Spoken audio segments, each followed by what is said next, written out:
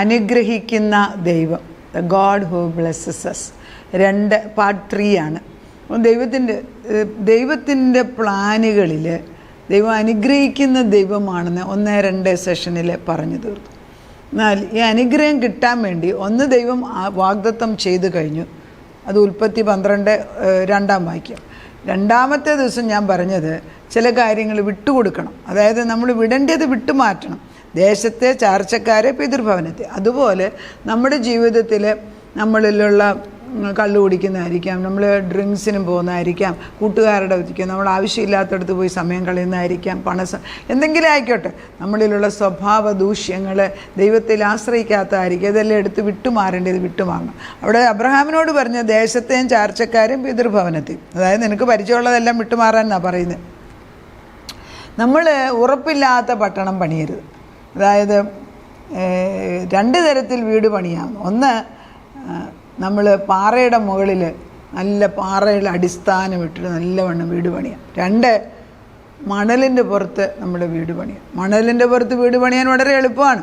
കാരണം അതിനൊത്തിരി മേളിലോട്ട് കയറുമൊന്നും വേണ്ട, കുറേ കല്ലെല്ലാം കൊണ്ട് വെച്ച് കുറച്ച് അങ്ങനെ ഒരു വീട് പണിയാം. പക്ഷേ അത് എളുപ്പം പണിതു, മനോഹരമായിട്ടും പണിതു. പക്ഷേ കാറ്റും കോളും അടിച്ചപ്പോൾ ഈ മണലിൻ്റെ പുറത്ത് വെടിച്ച വീട് ഇടിഞ്ഞു പോകും, സംശയമില്ല. എന്നാൽ കാറ്റും കോളും അടിക്കും, 2ത്തേലും അടിക്കും. പാറയുടെ മുകളിൽ അടിസ്ഥാനമിട്ട് പണിത വീട് കഷ്ടപ്പെട്ട് പണിതെടുത്തു. അത് കാറ്റും കോളും വന്നപ്പം പാറയുടെ ഉറപ്പിൻ്റെ മേൽ നിൽക്കുന്നതിനാൽ ആ വീട് വീഴാതെ നിൽക്കുകയാണ്. അതാണ് നമ്മുടെ ജീവിതത്തിൽ നമ്മൾ എന്തെല്ലാം ഉണ്ടാക്കി വെച്ചാലും ക്രിസ്തുവാകുന്ന പാറയിലല്ല ഞാൻ വീട് പണിയുന്നത് എങ്കിൽ അത് നിലനിൽക്കത്തില്ല. ഉറപ്പുള്ള സത്യമാണ്. അത് നിലനിൽക്കത്തില്ല എന്ന് എനിക്ക് ഉറപ്പുണ്ടായിട്ട് എങ്ങനെ അത് മറ്റുള്ളവരോട് പറഞ്ഞ് പഠിപ്പിക്കണം, അല്ലെ എൻ്റെ ജീവിതത്തിൽ അതിന് പരിശുദ്ധാത്മാവ് നമ്മളിൽ വരണം. വചനം പറയാൻ എളുപ്പമാണ്, പക്ഷെ അതെൻ്റെ ജീവിതത്തിലേക്ക് പ്രവൃത്തിയിൽ കൊണ്ടുവരണമെങ്കിൽ പൂർണ്ണമായിട്ടും പരിശുദ്ധാത്മാവ് ഏറ്റെടുക്കാതെ സാധിക്കത്തില്ല. അവിടെയാണ് ടോട്ടൽ ഡിപ്പെൻഡൻസ് ഓൺ ഗോഡ് എന്ന് പറയും. ദൈവത്തെ അങ്ങേറ്റം ആശ്രയിക്കുകയാണ്. ഒരു കാരണവശാലും നമ്മളോ നമ്മുടെ തലമുറകളോ മണൽപ്പുറത്ത് വീട് ഇത്ര സമയം എടുത്തിട്ടല്ലേ അതും പണിയുന്നത്. പാറയുടെ മുകളിൽ ഇച്ചിരും കൂടെ, പക്ഷേ ഇതും കഷ്ടപ്പെട്ട് തന്നെ അധ്വാനിക്കുക. രാവിലെ 5:30 തൊട്ട് ജോലിക്ക് പോകും. ഇപ്പോൾ ഈ IT ജോലിക്കൊക്കെ പോയി കഴിഞ്ഞാൽ ഇപ്പോഴത്തെ ജോലിക്ക് റെസ്റ്റില്ലാത്ത ജോലിയാണ്. ഞാൻ ഈ അടുത്ത ദിവസം ബാംഗ്ലൂരിൽ പോയപ്പോഴും നമുക്ക് റിലേഷനായിട്ടുള്ള കൊച്ചു കുഞ്ഞുങ്ങൾ പിന്നെ നല്ല ജോലിക്ക് പോകുക. വലിയ ജാപ്പനീസ് കമ്പനിയിലും അമേരിക്കൻ കമ്പനിയിലൊക്കെ അവർ പോകും. ഇന്ത്യയിലെ കാര്യം തന്നെയാണ് പറയുന്നത്. അവർ കമ്പനിയിലേക്ക് ജോലിക്ക് പോകുമ്പം രാവിലെ പോയിട്ട് 4-5 വരെ ജോലി ചെയ്ത് കഴിഞ്ഞ് വീട്ടിലോട്ട് വരാൻ നേരത്തെ ഒരു അസൈൻമെൻറ്റ് കൂടെ കൊടുക്കും, ഇതുകൂടെ വീട്ടിൽ പോയിരുന്ന് ചെയ്യാൻ. അപ്പം നീ എപ്പോഴാണ് ജോലിക്ക് റെസ്റ്റ് എടുത്തത്? രാവിലെ തൊട്ട് രാത്രി ഉറങ്ങുന്നിടം വരെ കുഞ്ഞുങ്ങൾ ജോലി ചെയ്യുക. അത് ചെയ്തില്ലെങ്കിൽ നാളെ പിറ്റേ ദിവസം ചെല്ലുമ്പോൾ അതിന് റിമാർക്കില്ലേ, നമ്മുടെ പെർഫോമൻസ് ഇല്ലേ, അതിനകത്ത് കറക്റ്റായിട്ടുള്ള ഗ്രേഡ് ഇല്ലെങ്കിൽ നമ്മുടെ പ്രൊമോഷൻ പോകും. അപ്പം പല കാര്യങ്ങളിലും സ്ക്വീസ് ചെയ്ത് നമ്മളെ ഇല്ലാതാക്കുന്ന ദുഷ്ടശക്തികൾ കുറേ പണവും നമുക്ക് സ്ഥാനമാനവും തന്നിട്ട് നമ്മൾ ദൈവത്തിൽ നിന്ന് മാറി നിന്ന് സ്വയമായിട്ട് കാണിക്കുന്ന ഈ പ്രവൃത്തികളെല്ലാം മണലിൻ്റെ മുകളിൽ വീട് പണിയുന്നത് പോലെ അല്ലേ നമ്മളും എൻകറേജ് ചെയ്യും. കാരണം എൻ്റെ മോൾക്കൊക്കെ ജോലി നല്ലതുള്ളപ്പം അവിടെ കുറച്ച് നാൾ നിൽക്കട്ടെ, നല്ല ശമ്പളമല്ലെന്ന്. പക്ഷെ നമ്മൾ ചെന്ന് അമേരിക്ക കണ്ടപ്പോഴാണ് മനസ്സിലായത് ഇത് ഗതികെട്ട ജോലിയാണ്. രാവിലെ 7 മണിക്ക് പോയാൽ വൈകിട്ട് 9 വരെയും കമ്പനിയിൽ. അത് കഴിഞ്ഞാൽ വന്ന സ്വസ്ഥതയുണ്ട്. ഞാൻ പ്രാർത്ഥിച്ചു, കർത്താവ് ഇത് ശരിയാകത്തില്ല, ഇത് ഇങ്ങനെ പോയാൽ ഈ കൊച്ചി ഇവിടെ തന്നെ ഇരിക്കത്തുള്ളൂ. ഞാൻ പോരുന്നതിന് മുമ്പ് 2 മാസത്തേക്കാണ് അമേരിക്കയ്ക്ക് പോകുന്നത്. ഇത് നേരത്തെയുള്ള സംഭവമാണ്. പോരുന്നതിന് മുമ്പ് തന്നെ ദൈവം ജോലി റിട്ടേൺ ചെയ്തു. ഇവരുടെ വലിയ കമ്പനിയിൽ ജോലിക്ക് ആളുകളെ മാറ്റിക്കൊണ്ടിരിക്കുന്നു. എൻ്റെ മോൾ പറഞ്ഞ് പ്രാർത്ഥിക്കും മമ്മീന്ന്. ഞാൻ പ്രാർത്ഥിച്ചു. ജോലി പോയി. ഞങ്ങളുടെ മകളുടെ ജോലി പോയി കഴിഞ്ഞതോടെ അവിടുത്തെ റിട്രൻച്ച്മെൻറ്റിൻ്റെ പരിപാടി, അതായത് പിന്നെ ആരെയും ജോലിയിൽ നിന്ന് മാറ്റിയില്ല. അപ്പോൾ ഇവിടെ ഞാൻ പ്രാർത്ഥിച്ചത് കൊണ്ട് അവിടെ ഒരു നിയമം കൊണ്ടുവന്ന് കമ്പനിയിൽ വേണ്ടാത്ത ആളുകളെന്നും പറഞ്ഞല്ലേ അവർക്ക് കൂടുതൽ ആളുകളാണെന്നും പറഞ്ഞ് മാറ്റിയതിൽ നമ്മുടെ മോളും വന്നു. ഒത്തിരിയും കരയുകയും ദുഃഖിക്കുകയൊക്കെ ചെയ്തു. എനിക്ക് മനസ്സിലായി ദൈവം എന്തോ എനിക്ക് നന്മയ്ക്കായി ചെയ്യുന്നത്. അത് കഴിഞ്ഞിട്ട് പിന്നെ വേറൊരു വലിയ കമ്പനി തുടങ്ങി അവിടെ ഇന്നിപ്പോൾ അതിൻ്റെ CEO ആയിട്ടും അതിൻ്റെ പാർട്ട്ണറുമായിട്ട് ജോലി ചെയ്യുന്നു, എത്രയോ വർഷങ്ങൾക്ക് മുമ്പ്. പക്ഷേ ഞാൻ പറയുന്നത്, വിട്ടുമാറാൻ വയ്യാത്തതായിട്ടുള്ള സാഹചര്യം ഉണ്ടാകുന്നിടം വരെ മണൽപ്പുറത്തെ വീടങ്ങോട്ട് പണിയുമ്പോൾ നമ്മളതിന് അനുകൂല്യം വെച്ചു കൊടുത്ത് പണിതോ എന്ന് പറയുമ്പം ഒരു കാലത്ത് ഇതെല്ലാം കൂടി ഇടിഞ്ഞു വീഴുമ്പം നമ്മളും കൂടെ കരയത്തില്ലേ? നമ്മളാ പറഞ്ഞു കൊടുത്തത് പണിതോന്ന്. ഇതൊക്കെ നമ്മൾ ചിന്തിക്കുമ്പോൾ ഒത്തിരി നമ്മൾ ദൈവത്തെ ആശ്രയിക്കേണ്ട ഒരു കാലമാണെന്ന് നമ്മൾ മനസ്സിലാക്കണം. പിന്നെ നമ്മൾ ഉറപ്പുള്ള പട്ടണം പണിയുന്നു എങ്കിൽ നമ്മുടെ തലമുറകൾ അത് കണ്ട് പഠിക്കും. ഉറപ്പുള്ള പട്ടണം എനിക്ക് വേണം കർത്താവേ എന്ന് പറയണം. അമിക്കയറുകളെ അഴിച്ചു മാറ്റാൻ പോകുകയാണ്. അനുഗ്രഹത്തിന് തടസ്സം നിൽക്കുന്ന അമിക്കയറുകൾ, ഏകദേശം 10 അമിക്കയറുകൾ ഈ അബ്രഹാമിൻ്റെ ജീവിതത്തിൽ ഉണ്ടായിരുന്നു. ആ അമിക്കയർ എന്താണ്, എങ്ങനെയാണ് ഈ അമിക്കയറുകൾ അഴിച്ചു കളയുന്നത്? എവിടെ പറയുന്നു? യെശയ്യാ 58:6 എങ്ങനെയുള്ള ഉപവാസം എന്നാണ് പറയുന്നത്? അന്യായ ബന്ധനങ്ങളെ അഴിക്കുക. എന്താണ്? അന്യായമായിട്ട് കെട്ടിവെക്കുകയാണ്. കുഞ്ഞുങ്ങളെ കൊണ്ട് നുകം വെച്ച് കെട്ടിക്കൊടുത്ത് ആ കമ്പനി പൊക്കോ, ഈ കമ്പനി പൊക്കോ, ആ കൂട്ടുകെട്ട് നല്ലതെന്ന്, ഈ സ്കൂൾ നല്ലതെന്ന് പറഞ്ഞ് നമ്മൾ വിടുകയാണ്. ദൈവം ഇല്ലാത്ത സ്കൂളുകളിൽ നല്ല ഗ്രേഡ് ഉണ്ടെന്ന് പറഞ്ഞ് നമ്മളെ കുഞ്ഞുങ്ങളെ അവിടെയും വിടുന്നുണ്ട്. അന്യായ ബന്ധനങ്ങളെ അഴിക്കുക, നുകത്തിൻ്റെ അമിക്കയറുകളെ അഴിക്കുക, പീഡിതരെ സ്വതന്ത്രരായി വിട്ടയക്കുക, എല്ലാ നുകവും തകർക്കുക. ഇതല്ലയോ എനിക്ക് ഇഷ്ടമുള്ള ഉപവാസം? ഉപവാസം എന്ന് പറയുമ്പോൾ നമ്മൾ പറയും ശരിയാ വൈകിട്ട് വരെ ഭക്ഷണം, അത് ഭക്ഷണം കഴിക്കാതിരിക്കുന്നത് എന്തിനാണെന്നോ? ദൈവത്തിൻ്റെ വചനം മനസ്സിലാക്കാനുള്ള ബുദ്ധി കിട്ടാൻ. കാരണം നമ്മൾ ജഡത്തിൽ ഇത് മനസ്സിലാക്കൂല. അതാണ് ഉപവാസിക്കുമ്പം ഭക്ഷണം കഴിക്കുന്നത്. അത് ചിലർക്കത് ആവശ്യമുണ്ട്, ചിലർക്ക് അല്ലാതെ നമ്മളൊരു നിഷ്ഠ എടുക്കുകയാണ്. അതായത് ഉടമ്പടി എടുക്കുക എന്ന് പറയും. ഉടമ്പടിയെക്കുറിച്ച് പിന്നെ ക്ലാസ്സുകൾ എടുക്കുക. ഇപ്പോൾ ഉടമ്പടിയെക്കുറിച്ച്, കവനൻ്റ് അല്ലെങ്കിൽ ഉടമ്പടിയെക്കുറിച്ച് ഒത്തിരി നമ്മൾ കേൾക്കുന്നുണ്ട്. പക്ഷേ അത് സത്യവചനത്തിൽ എന്താണ് ഉടമ്പടി എന്ന് പോലും നമ്മൾ, ആരോടാണ് ഉടമ്പടി എടുക്കേണ്ടത്? സത്യദൈവവുമായിട്ട്. അബ്രഹാം പിതാവാം പുത്രൻ്റെയും പരിശുദ്ധാത്മാവിൻ്റെയും അവരുടെ 3 പേരുടെയും മൃത്വത്തിൽ നിന്ന് തൃത്വത്തോട് ഉടമ്പടി എടുക്കുന്നതിന് പകരം അവിടെ ഇവിടെ ഉടമ്പടി എടുത്തേച്ച് അത് ഉടമ്പടിയാണെന്നും പറഞ്ഞ് നമ്മൾ മണലിന്മേൽ വീട് പണിയാൻ ഇട്ടയാകരുത്. എന്താണ് വചനം പറയുന്നത്? എങ്ങനെയുള്ള ഉപവാസം എനിക്ക് ഇഷ്ടം? അന്യായ ബന്ധനങ്ങളെ നീ അഴിക്കണം. അങ്ങനെയുള്ള ബന്ധനങ്ങൾ ഉണ്ടാകരുത്. നുകത്തിൻ്റെ ഒരു നുകം എന്ന് പറഞ്ഞാൽ എന്തുവാ? 2 കാളയെ കൊണ്ടൊരു വലിയൊരു തടി വെച്ചിട്ട് അതിൻ്റെ സൈഡിൽ 2 ചെറിയ തടി തൂക്കിയിട്ട് അതിൽ കയറിട്ടിട്ട് ഈ കാളയുടെ കഴുത്ത് ഈ നുകത്തിനകത്ത് വെച്ചിരിക്കുന്നതിനാൽ ഈ 2 കാളയ്ക്കും ഈ നുകം അല്ലെങ്കിൽ ഈ കാളയുടെ വണ്ടിക്കാരൻ പിടിക്കുന്ന ആ റെയിൻസ് അല്ലെങ്കിൽ അതിൻ്റെ ആ വള്ളി അല്ലെ കയറെ പിടിക്കുന്ന അനുസരിച്ച് വേണം ഈ കാളയ്ക്ക് 2 പേർക്കും ഒരുപോലെ നീങ്ങാൻ. അതൊരു നുകമാണ്. നമ്മൾ ഈ വലിയ നുകത്തിൻ്റെ കീഴിലിരിക്കുന്ന കുഞ്ഞുങ്ങളെ നുകം അറുത്ത് വിടണമേ എന്ന് പ്രാർത്ഥിക്കേണ്ടിയിരിക്കുന്നു. നുകം അഴിഞ്ഞു പോകണം. പിന്നെ ദൈവം പറയുന്നത് പീഡിതരെ സ്വതന്ത്രരാക്കി വിട്ടുക, എല്ലാ നുകവും തകർത്തുകള. ഇതല്ലയോ എനിക്ക് ഇഷ്ടമുള്ള നമ്മൾ മക്കളെക്കുറിച്ച് മറ്റുള്ളവരെ കൊണ്ട് പീഡിതരായിട്ട് നടക്കുന്നുവെങ്കിൽ അവരെ സ്വതന്ത്രരാക്കാൻ നമുക്ക് അധികാരമുണ്ട്.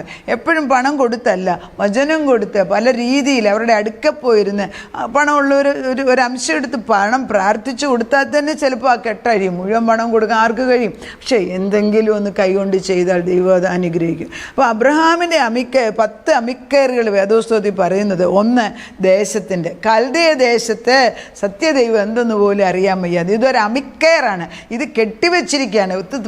പാരമ്പര്യമായിട്ട് കുടുംബമായിട്ടിരിക്കുന്ന ഇത് അഴിച്ചു കളയാൻ ഒക്കുന്നില്ല.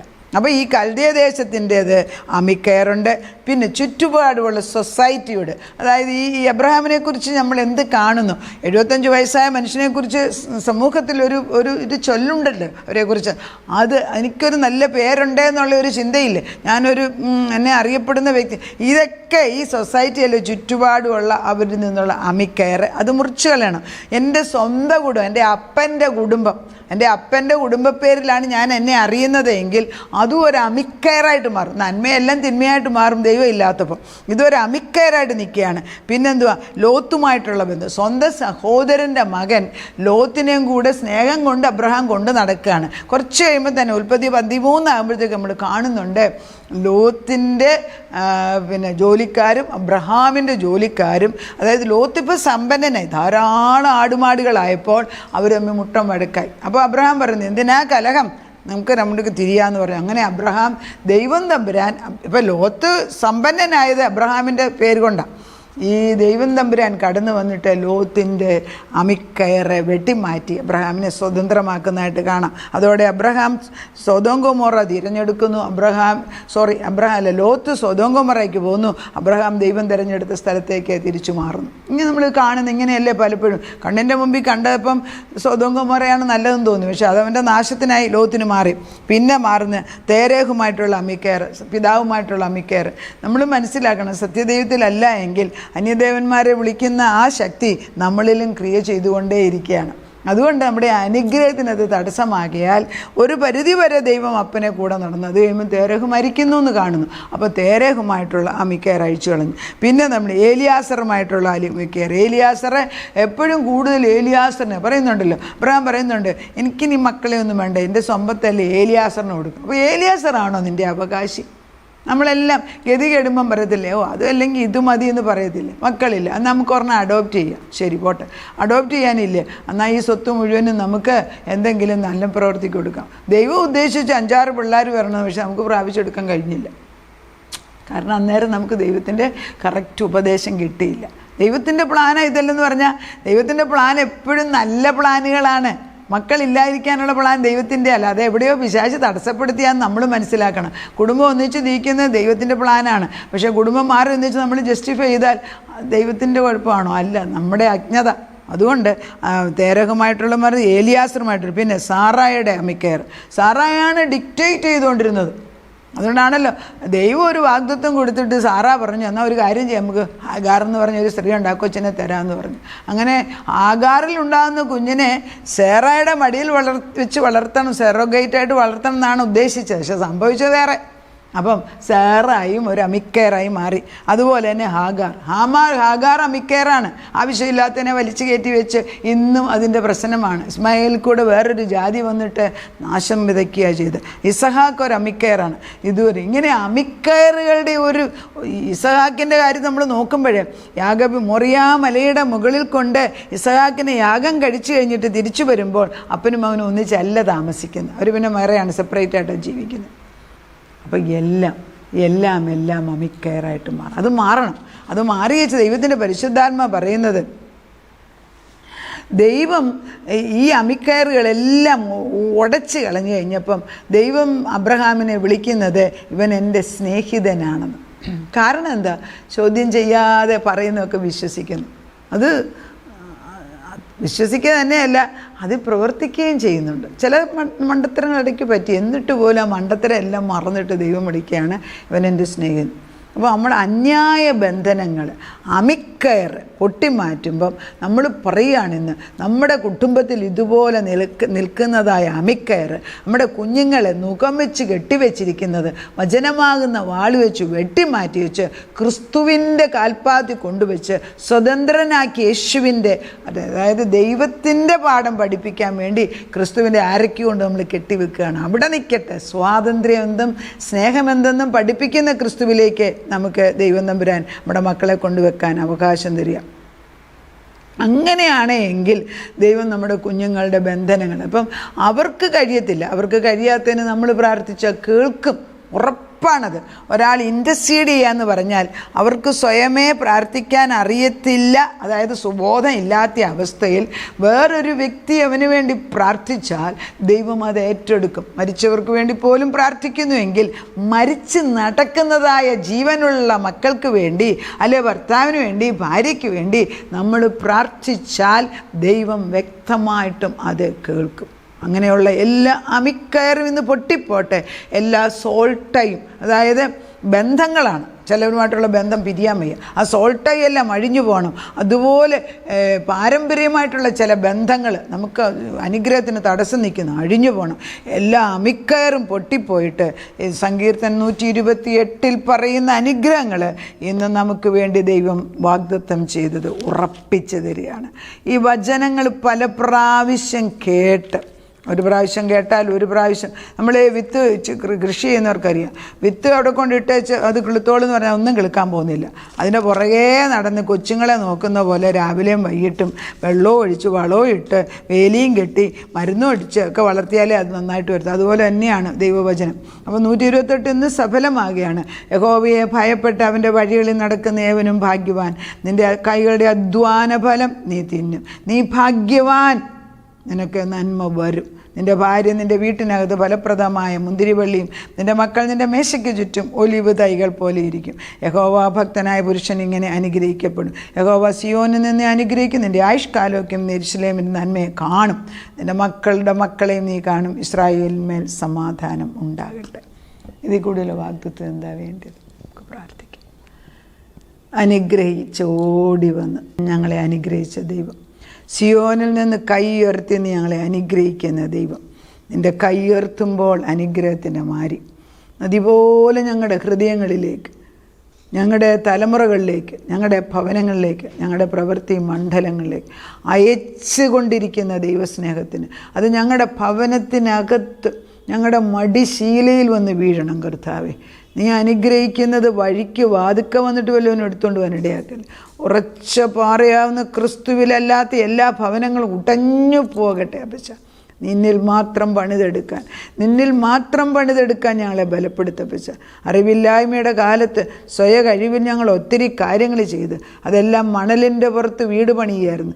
ഒക്കെ ഇടിഞ്ഞു പോയിരിക്കുന്നതിന് സ്തോത്രം എന്ന് പറയാവുന്ന ക്രിസ്തുവിൽ തലമുറയ്ക്ക് വേണ്ടി ഞങ്ങൾ അനുഗ്രഹ വചനങ്ങൾ പറഞ്ഞ് അനുഗ്രഹങ്ങൾ അയക്കുമ്പോൾ അത് അവരുടെ മേലും അർഹിക്കുന്ന ഓരോ വ്യക്തിയുടെ മേലും ചെന്ന് വീണ് മുന്നിയ പ്രകാരം വിളിച്ചവരുടെ മേൽ ചെന്ന് വീണിട്ട് അവരെ വിശുദ്ധരാക്കി തിരിച്ചു കൊണ്ടുവന്ന് അനുഗ്രഹത്തിന് മക്കളാക്കി നിൻ്റെ മടിയിലിരുത്തി പഠിപ്പിക്കുന്നതിന് സ്തോത്രം.